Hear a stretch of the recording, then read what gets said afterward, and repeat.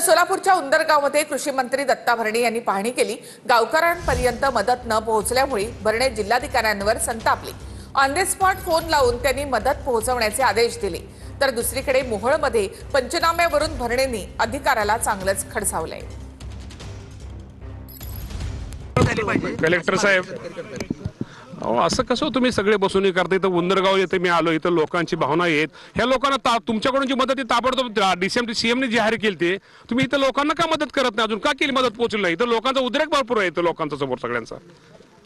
नाही नाही सर, आता तुम्ही बरं का टेबला बसली, तुमची प्रांत कुठे? आता प्रांत इथं मॅडम नाही, तर तहसीलदार इथं कुठं? ठीक आहे, तहसीलदार याला गेलेत कुठेतरी।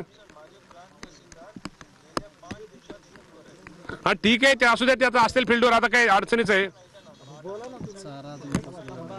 इथं चाऱ्याचा विषय ऐका ना, चाऱ्याचा विषय, इथं जेवणाची सोय, त्याला गावाला लोक सोडून चालले दुसऱ्या गावाला, बेगोन पुणे जिल्ह्यात चालले, स्थलांतरित झाले। उद्या मात्र सगळ्यांना चारा साहेब मिळेल असं करा सगळ्यांना, कारण का चाऱ्याची सगळ्यांची अडचण तीच आहे महत्वाची।